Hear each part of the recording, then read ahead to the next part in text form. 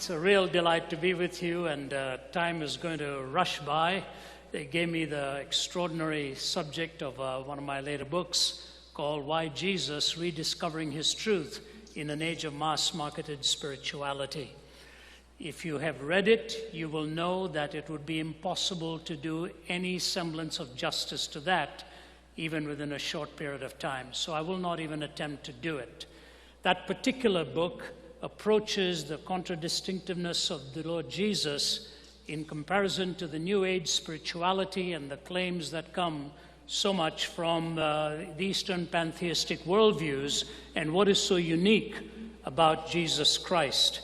And so in order to really do that, one would have to set a backdrop of all of the claims of those who have laid such claim to divine or prophetic status, and that would be an extraordinary challenge within even one or two messages, leave alone within a few short minutes tonight.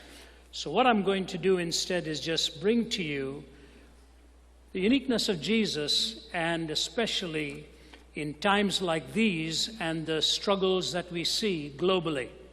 I hope I don't offend anybody, but let me angle into this with a bit of a risky illustration. So if you're offended by it, I'll be leaving immediately afterwards, and I may not ever return, but there's no offense meant. The story is told of this little boy who wanted to get himself a bicycle. So he didn't know how to pray, and he decided to watch Christian television programming. And the first night he watched an enormous amount of, I guess you know where this is all going. But he sees this, I want to make a point out of it. He sees this whole episode in a high church story, and he begins this prayer: Almighty and everlasting God, if it is in your eternal plan that I have myself a bicycle, may it be mine by tomorrow morning, world without end. Amen. He had no clue what he was praying except for the bicycle. Now that it didn't work the next morning, he goes into this other Christian service and then prays thus: Dear Jesus, I declare my need for a bicycle, that it be blue and silver and be here by 6 a.m. tomorrow morning, parked in my front door. It wasn't there. So now he goes to the last option, and his mother watches him going to a room, pick up a statue of Mary, walk out into the woods, return without the statue, goes back to his room, gets on his knees, and she hears him praying thus: Jesus, if you want to see your mother again,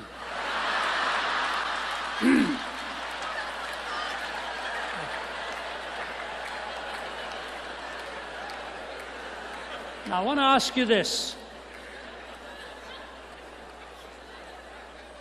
I want to put you to put yourself in the place of a person who knows nothing about who Jesus is.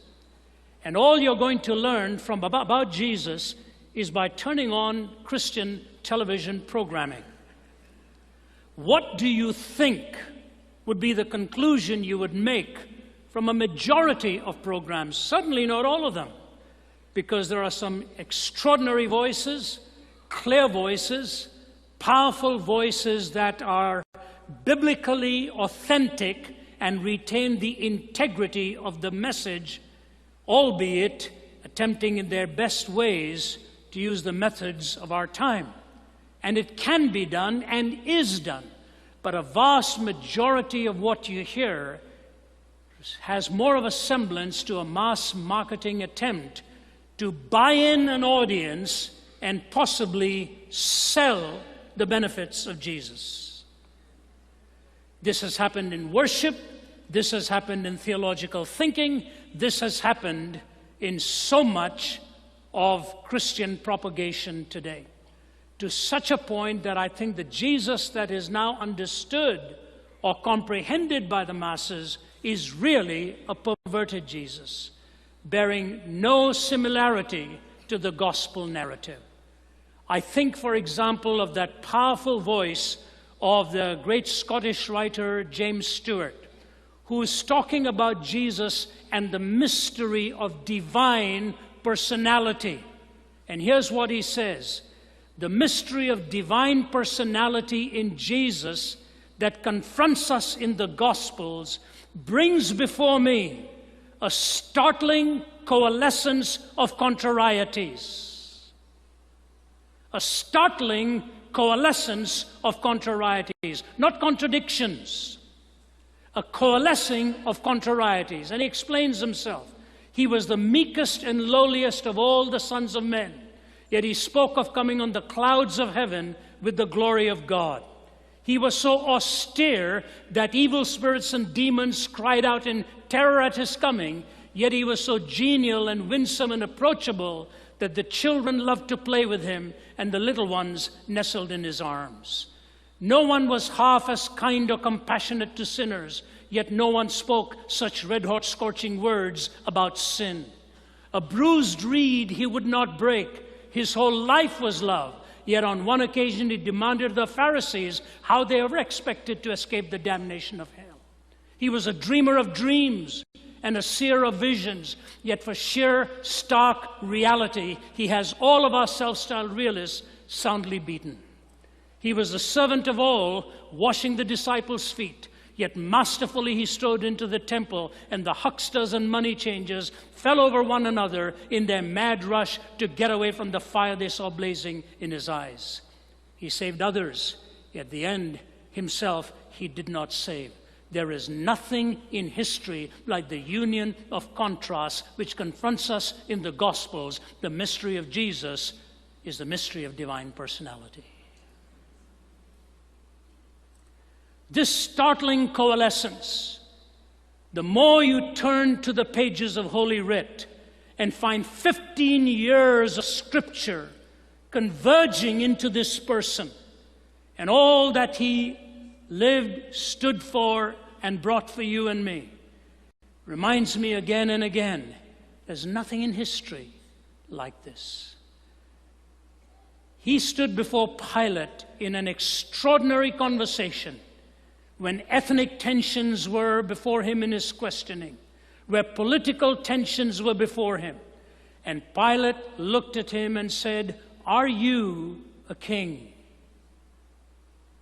The amazing thing about our Lord is a majority of times when he was asked a question, he questioned the questioner to help the questioner open up within their own assumptions and determine the entry point of the discussion.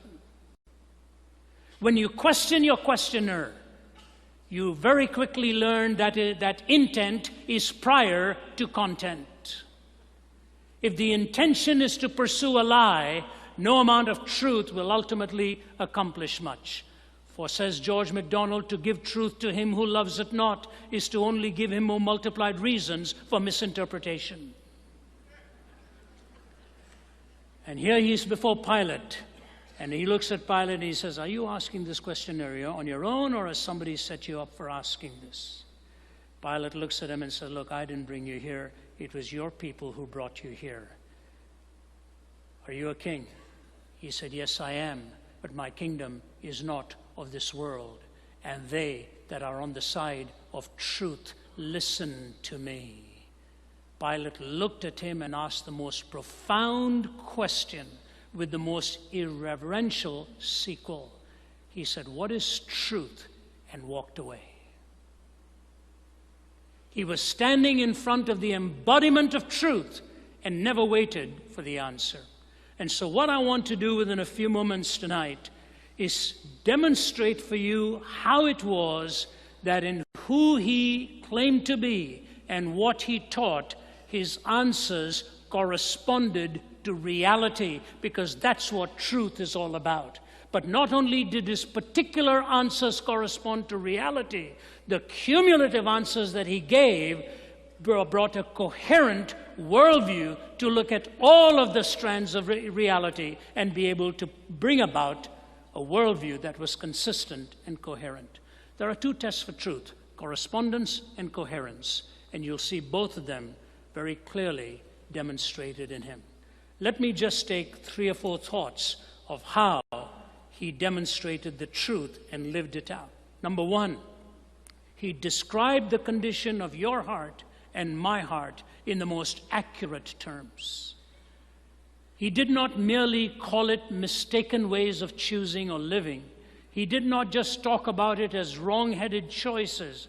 He talked about it as that which was truly in transgressing the moral law of God. He called it sin. The world of a difference that is made when you recognize that. Just a few days ago, I was talking to a good friend of mine in Atlanta, one of the fine comedians, Jeff Foxworthy. And Jeff and I were talking, and you know, a lot of people don't know the marvelous work that this man does for Christ. And we were talking on the phone and planning an event together. And I said, how was your day today? It was a Sunday night. I was actually just 2 Sundays ago, I was in Indonesia, and I was talking to him from there. He said, Ravi, I've just come back from my favorite time of the week, where he goes and does a Bible study with the homeless in the inner city in Atlanta. And here's what Jeff said to me. He said, the more he described it, I said, Jeff, I want to go with you sometime. He said, I would suggest you don't, because it's addicting. He said, everybody I take there never wants to do anything but come back with me. And he said, Ravi, there's one guy there who we'd been studying the prodigal son's story, and this guy's been a homeless man for 22 years. And he said to us last Sunday, he said, Jeff, I want to say something to you. The more I read of the prodigal son's story, I realized my life had just not been exemplary in mistaken choices, but that I had sinned before God. He went back home to his mother, and he said to her, I have lied to you, I have stolen from you, I have cheated you, I have betrayed you, I have done so much to hurt you. Mother, I want you to know, I've not just made mistakes, I've sinned against God, and I've sinned against you, and I ask you to forgive me. Jeff said, Ravi, the guys sitting around there listening to this, it wasn't long before the tears were running down their faces, and his mother finally said to him, I want you back home. I want you back home. And so he was bidding his homeless mates goodbye on the recognition of sin, finding finally again the reunion with his family. It was the famed psychologist Hobart Maurer, one-time professor at Johns Hopkins, one-time professor at Harvard, who committed suicide when he was 75 years old. He wrote an article in the American Psychologist, and to you as counselors, I think it'll be extraordinary if you haven't heard this statement from him. He wrote an article in 1960, sometime before he took his own life. He called it Sin, the Lesser of Two Evils. And here's what he said. For several decades, we psychologists have looked upon the whole matter of sin and moral accountability as a great incubus, and we've acclaimed our liberation from sin as epoch-making. But at length we have discovered that to be free from sin, that is to have the excuse of being sick rather than being sinful, is to also court the danger of becoming lost. This danger is, I believe, betokened by the widespread interest in existentialism which we are presently witnessing. In becoming amoral, ethically neutral, and free, we have cut the very roots of our being, lost our deepest sense of selfhood and identity, and with neurotics themselves now find ourselves asking, who am I, what is my deepest destiny, and what does living really mean? And then he quotes the Anna Russell psychiatric folk song. At 3, I had a feeling of ambivalence towards my brothers, and so it followed naturally. I poisoned all my lovers. But now I'm happy I have learned the lesson this has taught, that everything I do that's wrong is someone else's fault. You know what Hobart Maurer said when he wrote that article? Sin, the lesser of two evils? He said he got more adversarial and hostile mail from his contemporaries in the discipline of psychology, wondering if he too had now succumbed to this idea of sin rather than just dealing with some kind of a naturalistic horizontal theory of psychological maladjustment. It is true, when you look at your heart and I look at mine, the dark designs that often stalk us. I'll never forget in the 1980s, when I was relatively early in my ministry, I'd been invited to speak at some of the universities of Poland. This was still in the days of the Cold War. And on a given morning, my host, who was a medical doctor, asked me if I'd want to go to Auschwitz and spend a morning there. I said, you know, I've seen Buchenwald and Dachau. He said, no, they are concentration camps. This is a death camp. I think you ought to come with me. And so we took that long drive from Warsaw to Auschwitz. It was a cold, foggy day. I wasn't emotionally prepared for what I was going to see.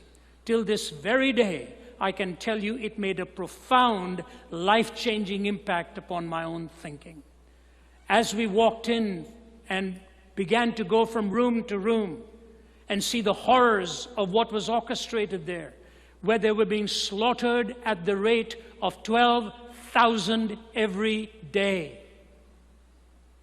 I walked into one room and saw 14,000 pounds of women's hair stashed behind glass, where the women had been scalped before they were taken into the gas ovens.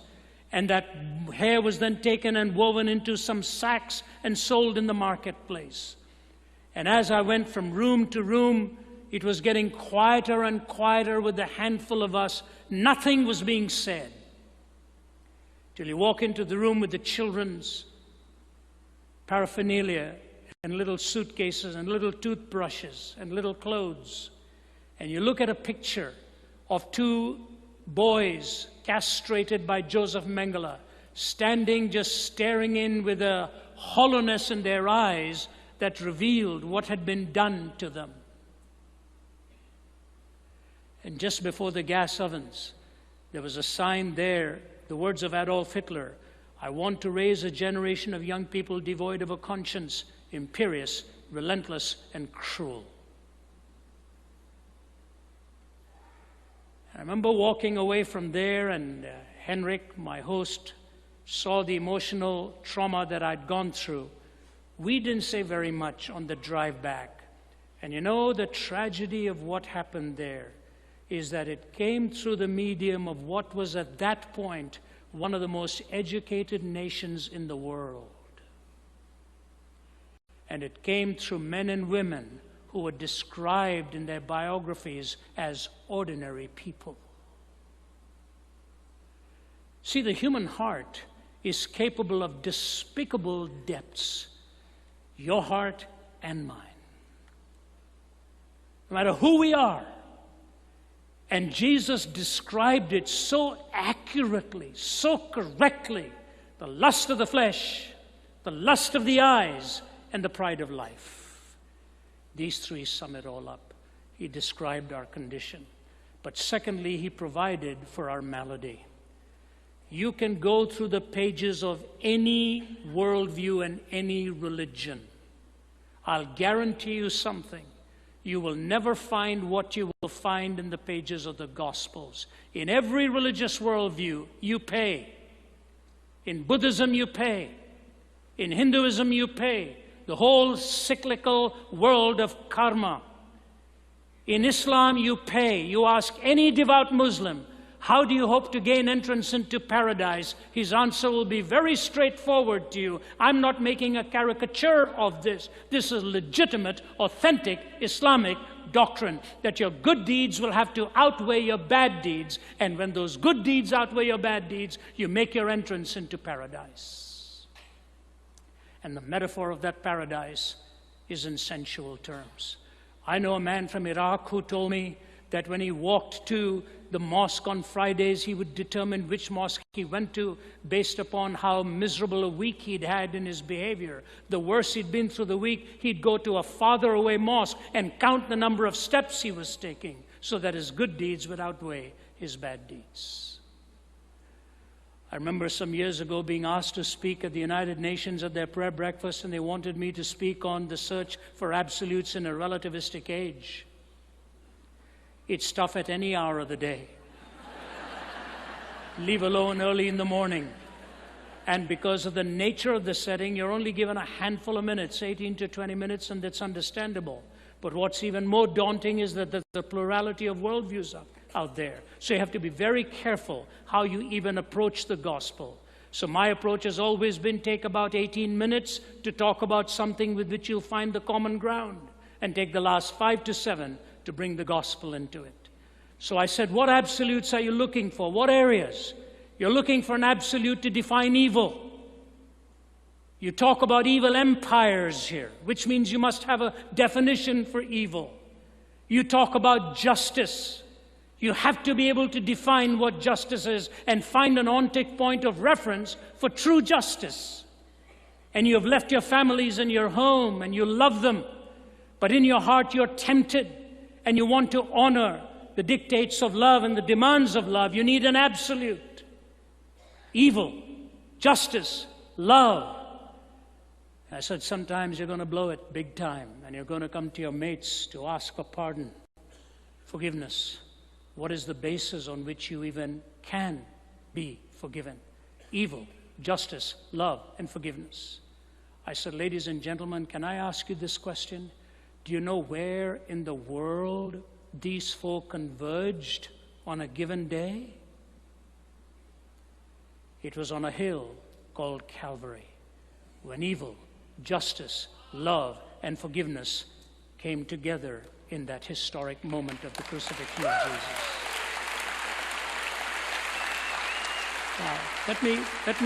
Let me take you to an incredible conversation. You as counselors know this better. There are times when the headwinds are so strong in the situation you find yourself in, and desperately at that moment you're crying out to God for what? For wisdom.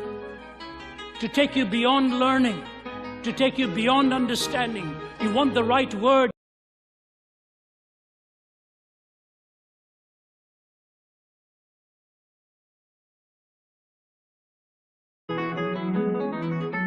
I remember speaking at a conference for pastors and leaders in Europe, and they were telling some self-deprecating jokes, and this one's a bit hard to remember, but one of them stood up and he said, you know, the European concept of heaven and hell are very unique.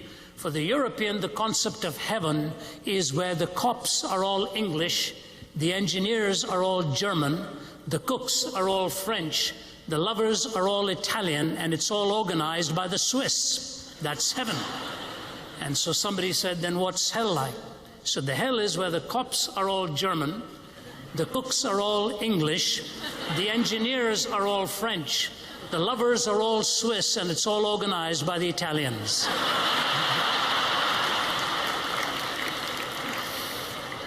And you know, they were just laughing hilariously because they could all see their own idiosyncrasies. We've come to a time in history where you have to be so careful with any humor that in any way implies somebody is better off or worse off than you. And in the process, we've lost some wonderful cultural nuances which are systemic and endemic to the way we think.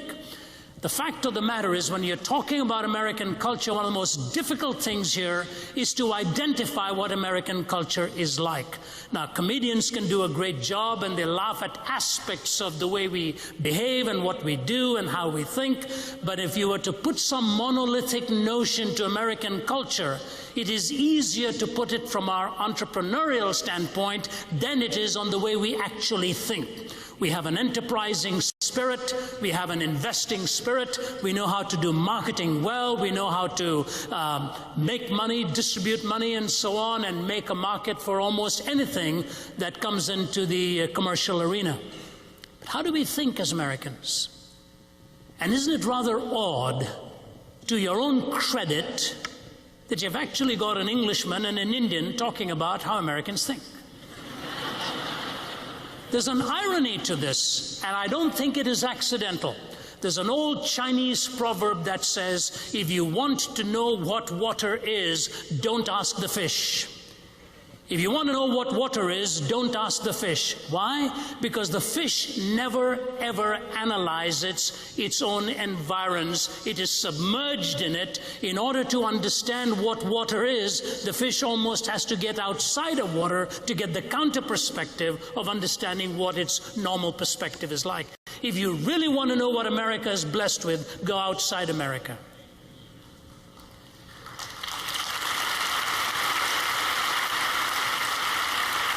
And time again, while I do about 200 to 300,000 miles a year, covering 15, 20 countries a year and covered nearly 60 in my lifetime now, I have many times come back and said, Americans do not know what it is they are destroying.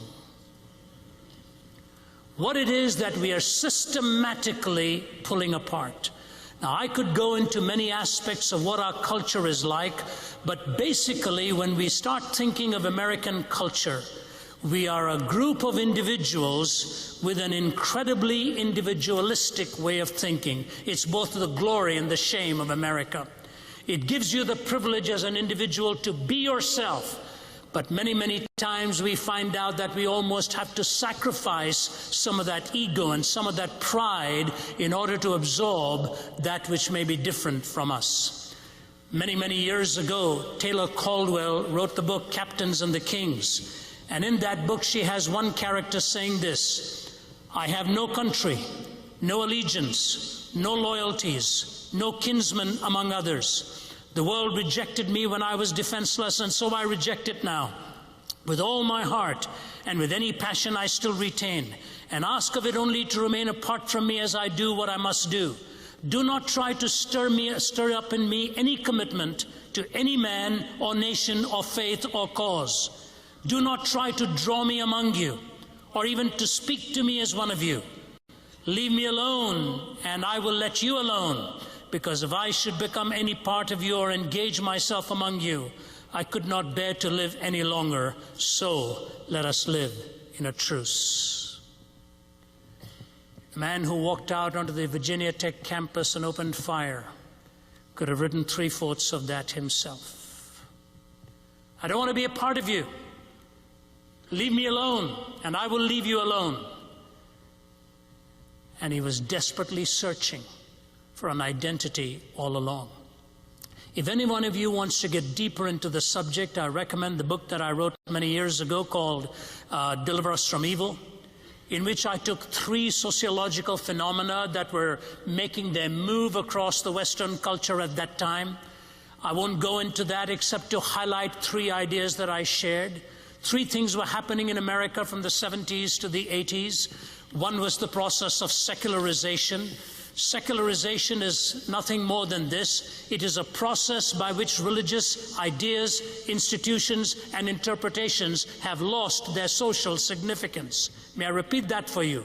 Secularization is a process by which religious ideas, institutions, and interpretations have lost their social significance. So you take any moral issue of our day, any moral issue, from sexuality to the essence of life in its mother's womb, to the place of the home, and all of the place of religion and so on, and ask yourself the question, does a person with religious authority have any place in idea formation anymore? Or do you automatically rule them out by virtue of the fact that they are religious? When religious ideas, institutions, and interpretations have lost their social significance, and I mentioned in the book that if secularism has its way, ultimately, the logical outworking will be a sense of shame. Then I took the concept of pluralization. Pluralization is where there's a competing number of worldviews available to its members, and no one worldview is dominant. This is distinctively American. If you walk through the streets of India, there's no doubt in your mind that this is a Hindu culture. If you walk through Iran or through Saudi Arabia, there's no doubt in your mind that this is an Islamic culture. If you come into America very quickly, you will see the term pluralism, pluralization. But what has actually happened over a period of time, and I want you to understand this very carefully now, if pluralization is extended to mean moral relativism, then you're on a deadly course. You're absolutely on a deadly course. I was speaking last week at one of the universities of New York, and a student stood up and said to me, what about the theory of relativity then? Einstein propounded the theory of relativity, therefore relativism has to be true. Well, Einstein also used the absolute speed of light in order to even postulate the theory of general relativity. And if the theory of general relativity is true, then it is not relatively true, it is true.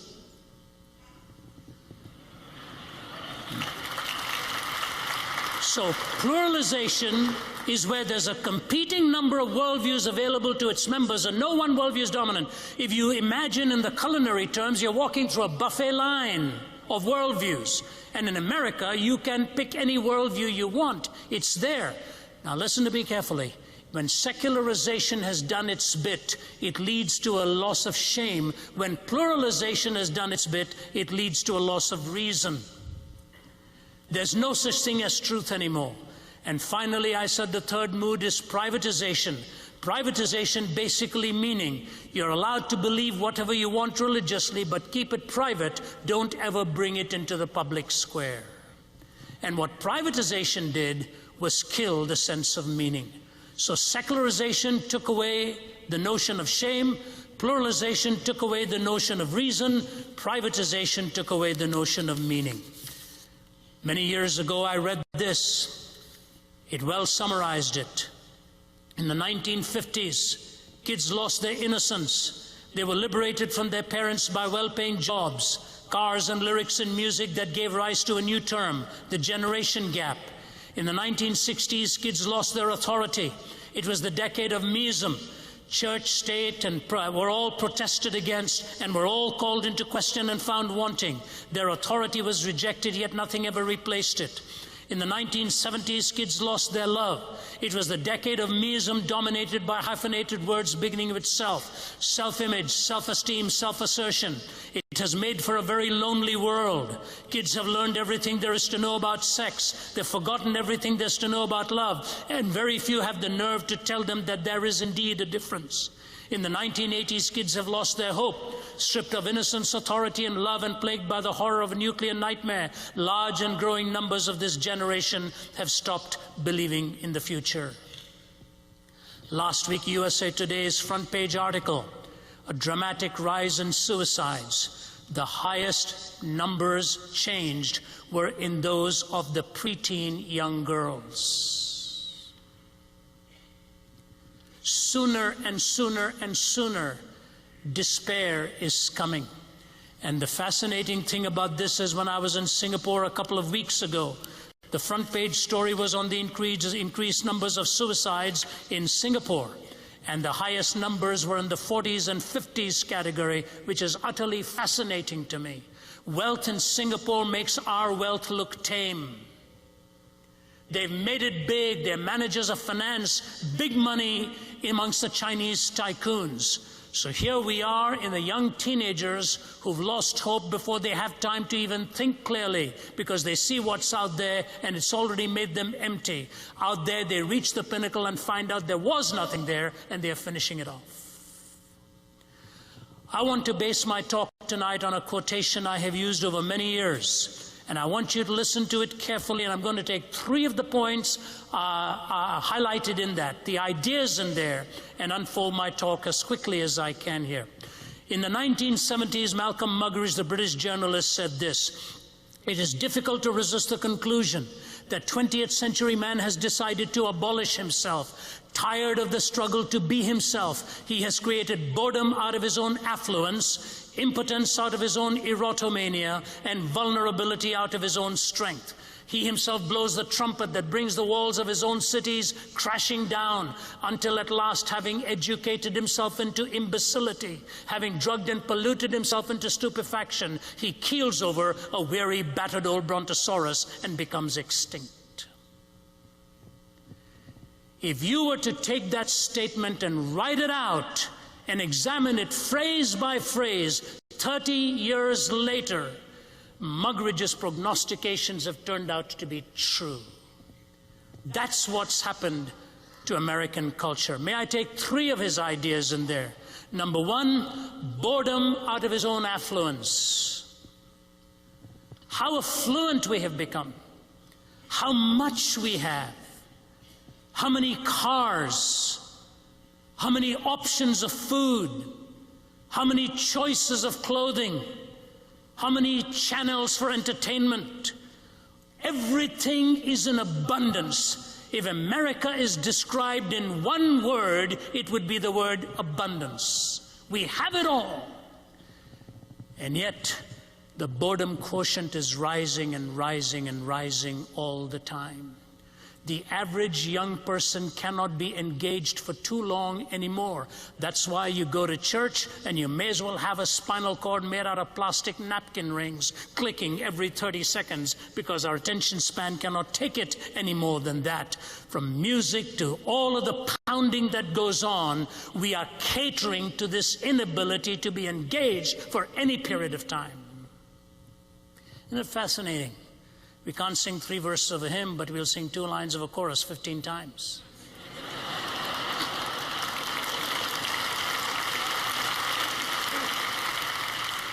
Do you know why? Because if you've already said it twice, you don't have to think the 3rd time. You've already checked out. The swooning can begin, the thinking can die. That's precisely what's happened. We are not able to move in the connectivity and the logical flow of thought. We cannot keep progressing along and with an idea. It has to stop, because the brain cannot be entertained for such protracted period of times with ideas. You know, I want to point out something here. If you are living for matter, materialism, you will be bored with your existence very quickly, because you have deep hungers that matter alone can never satisfy. You see, matter alone will never fulfill you. There's a soulish drive to belong. There's a soulish drive that wants to take you back to your roots. We all want to know from whence we came. How can a culture ever survive if it completely repudiates its roots? He who completely repudiates his roots is not very far from destroying the future as well. So materialism ultimately mitigates the force of the soul. Secondly, impotence out of erotomania. We have pressed the pleasure button so often that we end up becoming absolutely insatiable in pleasure. You press that button often enough, and again and again and again, and you'll find you've reached a point where you will no longer sense that pleasure. You have exhausted the pleasure calculus, as it were. You will never find that fulfillment. And so when materialism goes its full distance, it destroys the hunger of the soul. When hedonism goes the full distance, it ultimately severs into the hunger for relational values. When I wrote my book, Jesus Talks to Oscar Wilde, Sense and Sensuality, I never ever expected to read what I did from the pen of Oscar Wilde. I went into France, saw the hotel where he had spent his last hours in his 40s, the man who'd lived for sensuality and pleasure and indulgence unbridled. Any kind of sexuality you could think of, he had indulged in. His autobiography, though not intended, was almost crafted in the book, The Picture of Dorian Gray, the maligning of his life by pure, sustained, unbridled sensuality in every direction. He was the dandy of his time. He was the quintessential hedonist.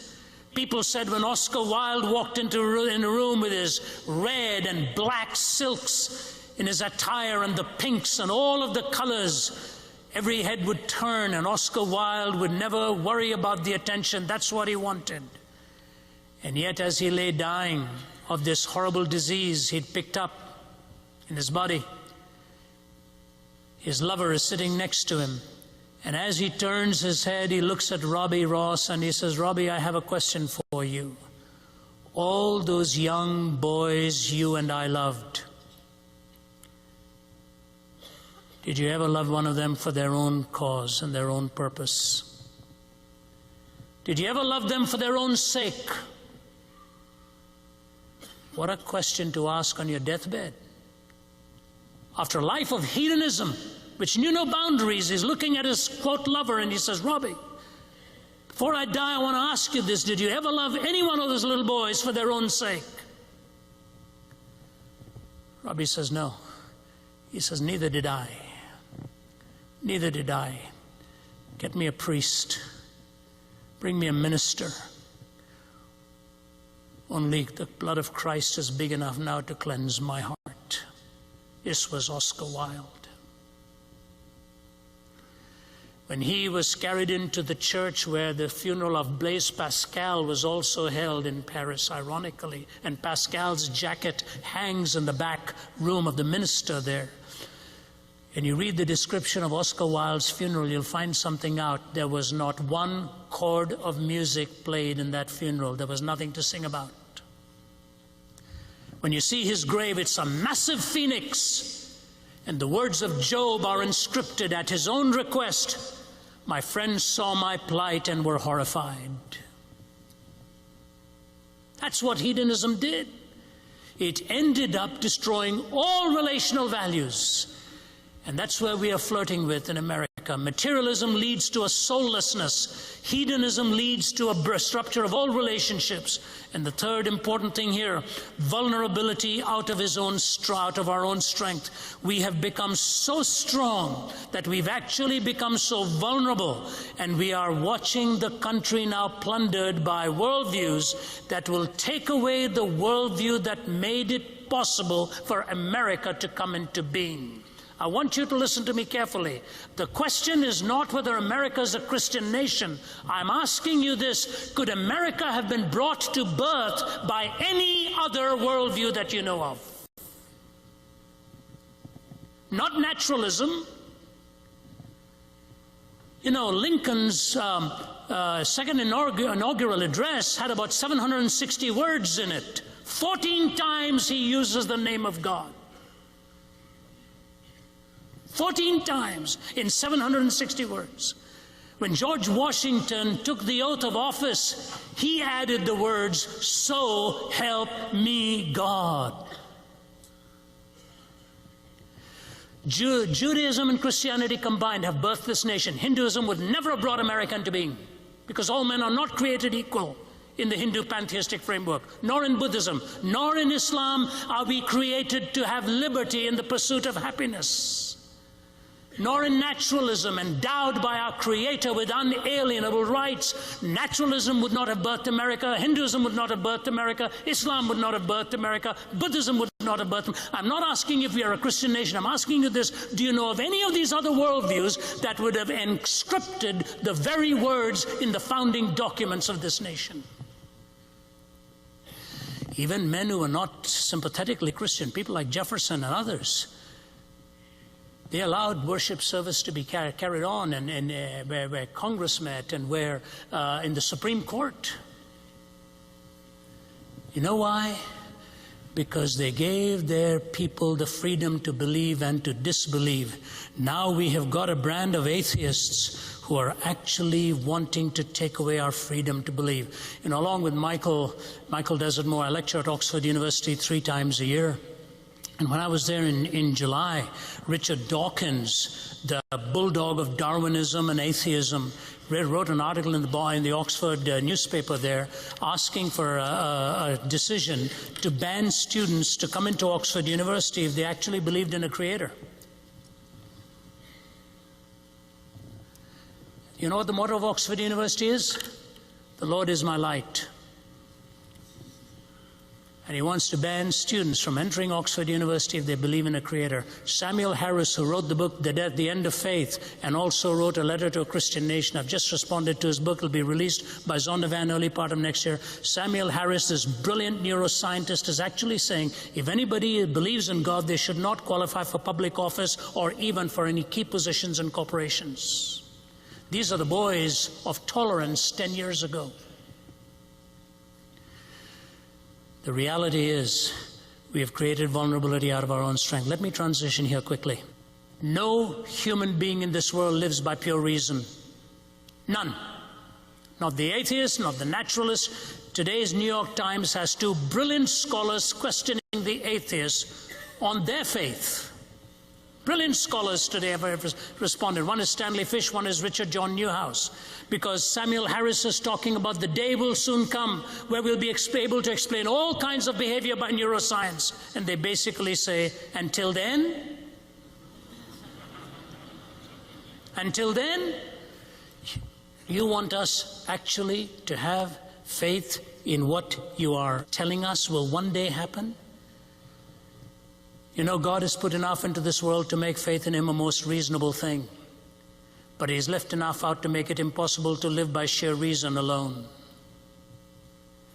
And let me close with this illustration. When Lincoln took his oath for the second time, here's what he said. Each of us has looked for an easier triumph and a result less fundamental and astounding. Both have read the same Bible and prayed to the same God, and each invokes His aid against the other. It may seem strange that any men should dare to ask a just God's assistance in wringing their bread from the sweat of other men's faces. But let us judge not, that we be not judged. The prayers of both could not have been answered. That of neither has been answered fully. The Almighty has His own purposes.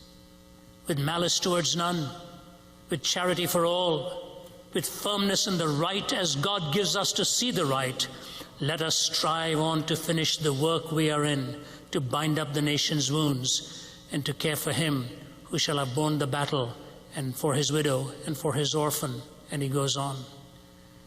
You know, it was on the steps of the Lincoln Memorial that Martin Luther King Jr. thundered the words, I have a dream, I have a dream, I have a dream. And just a few years ago, therefore, those words were carved into the steps of the Lincoln Memorial. On the left is the Gettysburg Address. Up the steps, Martin Luther King's words based on Isaiah 40.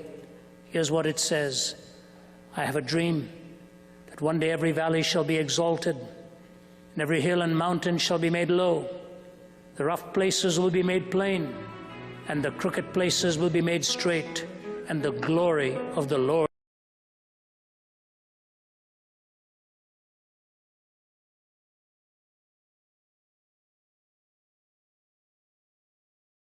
convenient tool for those who want to escape reality. Postmodernism didn't begin in the 20th century. It began at the Garden of Eden when Adam and Eve, when Satan said, has God really said? Did God really speak? You redefine it in your own terms. So I think it'll ultimately always be there in little specks and blobs and so on. But the reality is it'll only be an escape hatch. It'll never define ultimate reality for us. What does that mean? Two or three things. The church will have to understand what truth means and proclaim it and proclaim Christ in his most attractive form.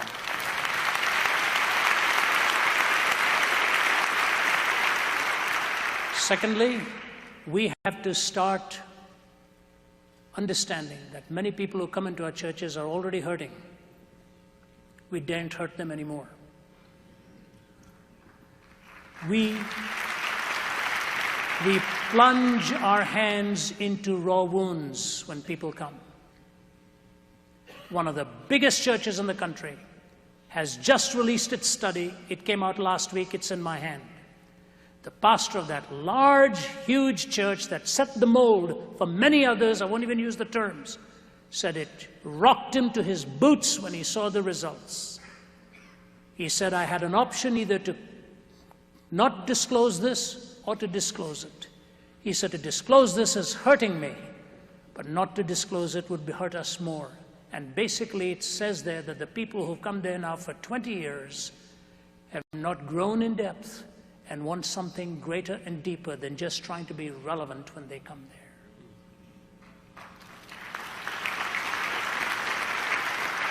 The church is a community, and it's hard work. You know, Jeff and I often talk, and he'll often rib me about something intellectual or so, and, you know, deprecate himself in some way. And I've said to Jeff, I said, Jeff, you're a genius.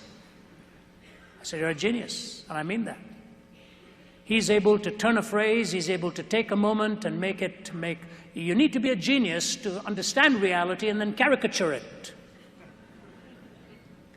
We are all gifted in certain ways, we're all ignorant in different subjects. So my challenge to you is we all need each other and we need to be a community. Postmodernism still longs for community. And that's where the church is going to be. Read well, study hard, Ultimately, the questions will come, and postmodernism will only be an escape hatch. It will not be a reality at the end of the day. Rationalism came, existentialism came, empiricism came. All these isms and schisms will come and go, but the word abides forever, and I think the church will do that. Thank you.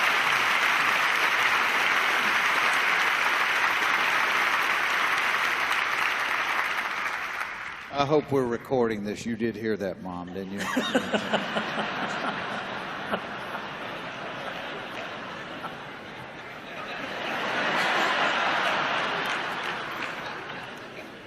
Next question. Thank you so much. My name is Ruth Malhotra. I'm a student here at Georgia Tech in Atlanta. And my question is, I was wondering if you could comment on the state of higher education in America, and also what we as Christians can do to confront the increasing threats to freedom to speak the truth and religious liberty on college campuses today. Let me just say a couple of things about what is happening in Europe, because we may be slightly ahead of you on this. So, for example, in France, it is illegal to have a religious meeting on campus of any university. 3 or more students gathered in a room is an illegal meeting, so they can't even have prayer triplets. So you have prayer doubles, or if you're bipolar, you're on your own, but so I shouldn't have said that. That was it's Jeff. He's a bad influence. Actually, Jeff, you may notice that my seat is not only warm but slightly damp, and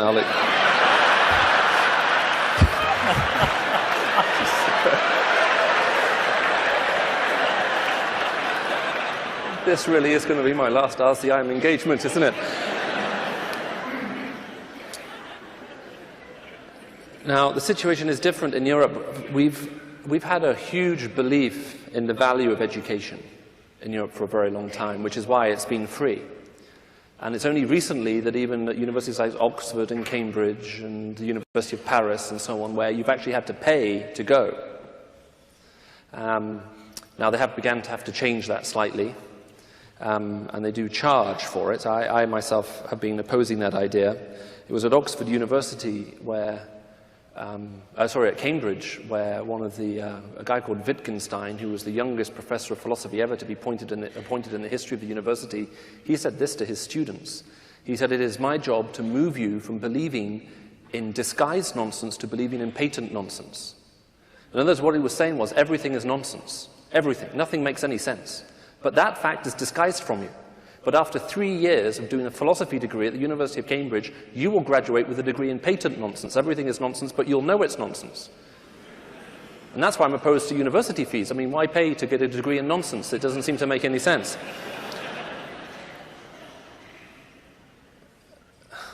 Now, because that kind of thinking has sort of been militarized now right across Europe, hence why we have this incredible opposition.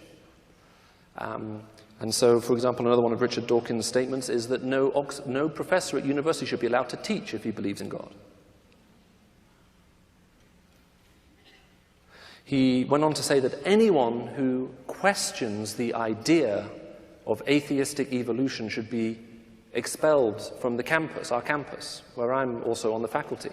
One of my colleagues, John Lennox, stood up and said, "Excuse me, when I was trained as a scientist, we were told to question everything." Are there now some things which are beyond reach, which are going to have to be addressed? So I think these have become very crucial issues. But let me just reiterate something that Ravi said about freedom, where he said freedom is not free. Let me just try to explain that. Freedom is not doing whatever you want, whenever you want, however you want to. That is not freedom, that is anarchy. Anarchy and societies that are ruled by anarchy are marked out by a loss of freedom, not by the multiplication or the gain of it. Freedom is a moral concept. It only exists within a moral framework, which is why, after the Declaration of American Independence was signed, Samuel Rutherford, who was one of the signatories to that declaration, said that a nation, once it is equally poised, must either preserve its virtue or lose its liberty. That a nation, once it is equally poised, it's in the balance, either preserves its virtue or loses its liberty. Because freedom is a moral concept. It only exists within a moral framework. What has happened within the West is we have replaced a positive view of freedom with a negative view of freedom. A negative view of freedom is characterized by the absence of constraint. No form of external constraint whatsoever. But the perfect model of this type of freedom would be a spaceman floating aimlessly in space, free of any form of external constraint, yet powerless to move. And our societies have become increasingly powerless. The opposite model of freedom would be a positive model of freedom. If that spaceman wants to move, he has to make contact with an external reality outside of himself against which he can push off. And that external reality is God. God gave us freedom. He gave us a moral framework to protect and preserve that freedom. Unless we preserve both that framework and both Him, we don't have an increase of freedom, we have a loss of it. And that's the message I think we need to be taking to our campuses up and down the country, and also in this country. And my prayer for America is the land which is known as the land of the free won't end up losing its liberty, because it didn't also understand that it had to preserve its virtue. But it's a very powerful question. We simply need to take on some of this bad philosophy and just expose the fact that it's actually not very good. Someone wants to find a philosopher as a blind man in a dark room looking for a black cat that isn't there. And given the current state of play, I can understand why that's becoming increasingly a popular conviction. And what we simply need to do is explain what the very nature of freedom is itself, and why we enjoy the academic freedoms that we enjoy that we wouldn't enjoy in any other kind of university system almost anywhere in the world, and help understand that those are some of the things that actually make us great, and we have to be prepared to make a stand for those things if we want to keep the kind of society that we have taken for granted for so long. But it's a good question, and now I'll let the master, and I'll go and sit on the dry seat over here.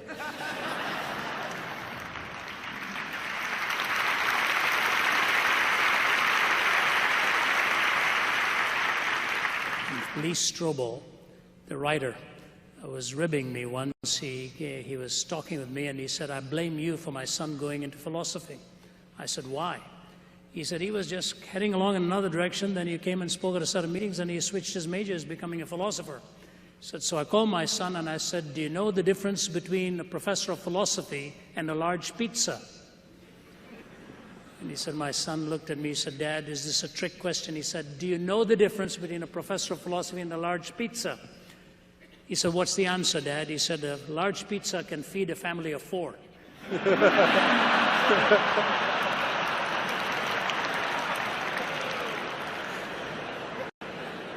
You know what? We don't like to pay our dues of thinking. And now when we're attacked in every direction, we need to raise up students who may need to learn how to think. You know, Jesus talked to lawyers. He talked to people with leprosy. He talked to people who'd blown it big time. He always got to the nerve of their question and then touched their heart. I would say, as tough as it is on the campus, I can speak for our ministry, we cannot handle over 90% of our invitations that come to us. Cannot. If a university writes to me today in America, it could be years before I even get there because we are so committed for years to come. So you pray for people who are on the campuses doing the work in the Bible studies and the other little groups, and for those of us who go in as apologists and try to light a match under them. University is leaving people empty. I'll close with this. When I began at Oxford University in July, Michael organized some meetings and they moved us to the biggest auditorium. When I was at Staten Island, College of Staten Island last week, they moved us from a small room to a much bigger auditorium there. The opening day that I was to begin my lectures, in the afternoon, in the morning, a story broke on Balliol College campus that the president of the student body, what is he, 21 or 22, something like that? 21 years old. President of the student body, Balliol College, had taken his life. When I was halfway through my talk, I referred to it and I said, I know exactly what drove him to that, because when I was 17, that's where I was, on a bed of suicide. I said, all your education is not going to give you meaning. It's only going to express your meaninglessness in more sophisticated terminology. And I said, you want meaning? You're going to have to find it in that which is transcendingly true and find that relationship with God. You know, they were lined up. Michael will tell you they were lined up along the halls at the end of that talk. I don't know the number of students who came and said they were struggling with the same ideas and deep-seated problems. You've got to find the moment where the university student is transparent. and they will open up. You be the salt, and you be the light. You'll be shocked in the years to come how many lives you've actually touched just by the way you've lived and reflected His splendor and the value for others. Maybe we'll take one more question, maybe? One more question, maybe. Thank you. I have many Muslim friends from all over the world. They come to this country. They love the freedom of worship, the freedom of education they get. Even in Turkey, you can wear a hijab while you're at the university. One of the things that comes to point always is they consider America a model Islamic country. And you made the claim that Islam wouldn't be able to create a country as the United States. How would one defend that position? With great ease. With great ease. Are you a Muslim yourself? No, I was. No, okay, all right. With great ease. Recently, the King of Arabia, the King of Saudi Arabia, gave $10 million to Harvard University and $10 million to Georgetown to open up chairs of Islamic studies for the sake of understanding Islam and creating more understanding. I think it's a great idea. If they've got the money and want to do it, great idea. The New York Times journalist said to him in January 1 issue of 2006, she looked at him and said, "So understanding is what you seek?" He said, "Yes." "Are you going to open a chair of Christian studies in Saudi Arabia?" He said, "No, we don't have any Christians in Saudi Arabia." She said, "Isn't that the point? If you want people to understand one another and you don't understand the Christian worldview, why do you want the Christian to understand the Muslim worldview?" He said, "That's not what our donation is all about. We are here to create chairs of Islamic studies. Harvard took it, Georgetown took it, they've got chairs of Islamic studies. Where we are at Oxford is the Oxford Center for Islamic Studies, one of the greatest, of which Prince Charles is a patron."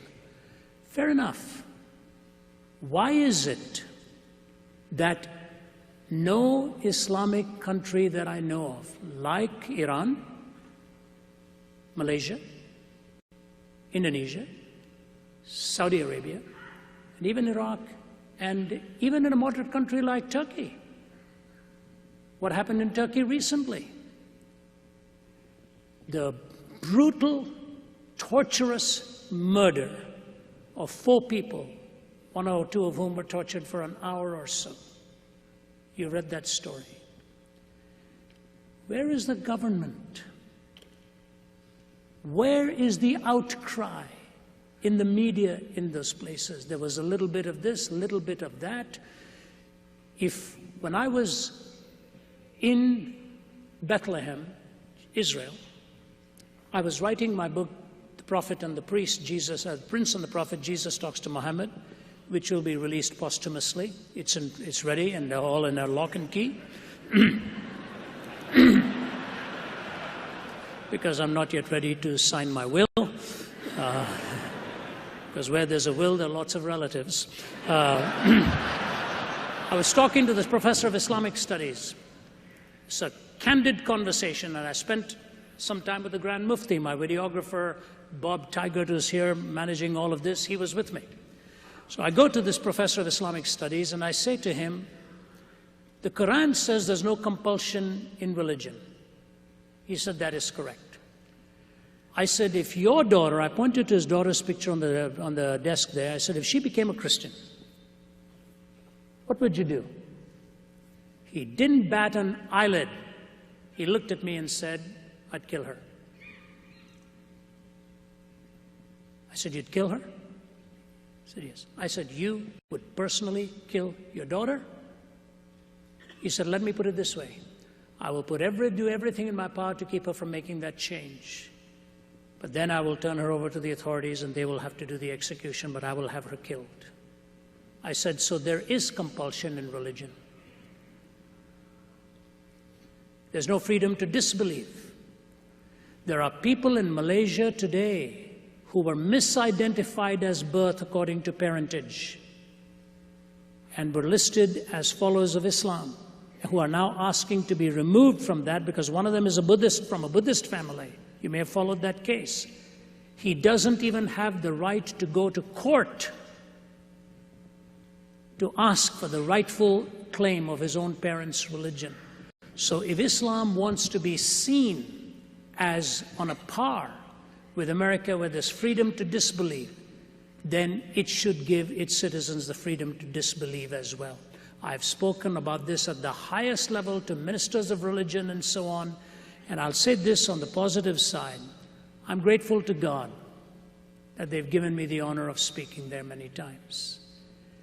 I've been to some places I can't even publicly mention to you, and Michael has spoken at madrasas. Our team is invited. We are in many, many Islamic countries. We go there and we truthfully but cordially engage them.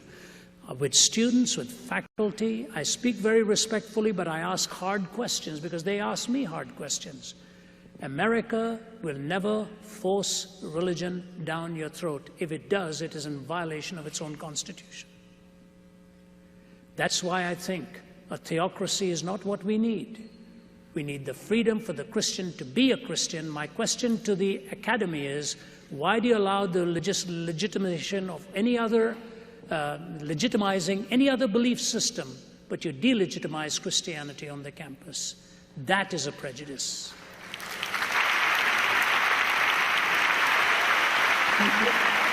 To all of you who've come for this evening, I want to say thanks so much for being part of it and for encouraging us. Please do pray for us. We've got several major events along the way.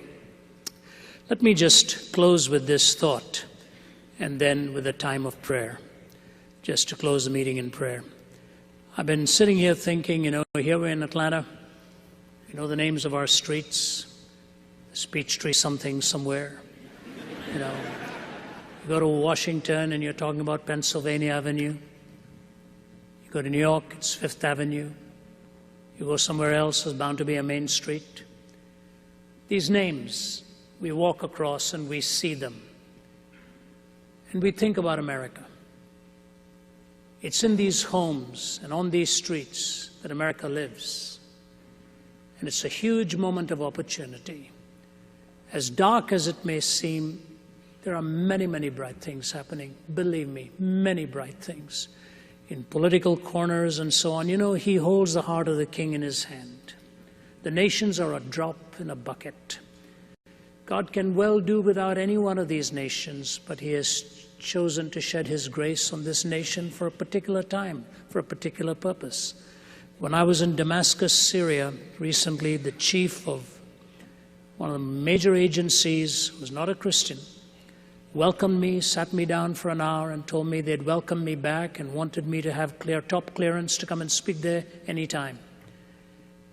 His beads in his hand, he leans forward and he said, "This is where it all began,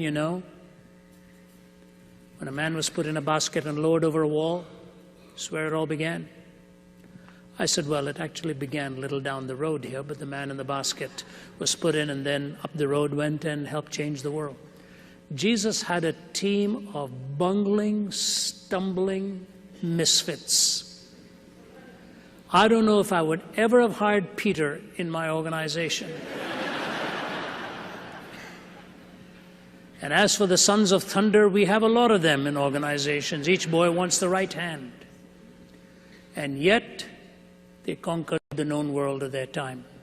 He has chosen the weak of this world to confound the wise. We know the last chapter, and we know every knee shall bow and every tongue shall confess that Jesus Christ is Lord, to the glory of God the Father. One of my heroes was a man by the name of Francis Thompson. He was a genius, but he got onto drugs. 3 attempts at Oxford University, he failed. Their father never knew where he was. He was roaming the streets of London in 2 places. Charing Cross to buy his drugs, River Thames, where he'd cover himself with his dirty raincoat and go to sleep at night. In the winter cold of London as well. He'd go to the dustbins and find newspapers and write letters to the editor, and the editor would write back, write an article and say, there's a greater than Milton living among us, but there's no return address. Charing Cross, River Thames. Charing Cross, River Thames. He read the Bible, came to Jacob's story. God brought him to his knees, and he wrote these words: O world invisible, we view thee. O world intangible, we touch thee. O world unknowable, we know thee. Inapprehensible, we clutch thee. Does a fish soar to find the ocean? An eagle plunge to find the air? Do we ask of the stars in motion if they have rumor of thee there? Not where the wheeling systems darken, or our benumbed conceiving soars, the drift of pinions would we hearken, beats on our own clay-shuttered doors. The angels keep their ancient places, touch but a stone and start a wing. 'Tis ye, 'tis your estranged faces that amiss the many splendored thing. But when so sad, thou canst not sadder, crying upon thy so sore loss, shall shine the traffic of Jacob's ladder, between heaven and Charing Cross. Yea, in the night, my soul, my daughter, cry clutching heaven by the hems, lo, Christ walking on the water, not of Gennesaret, but Thames. He walks Peachtree Street. He walks Pennsylvania Avenue. He walks on State Bridge Road.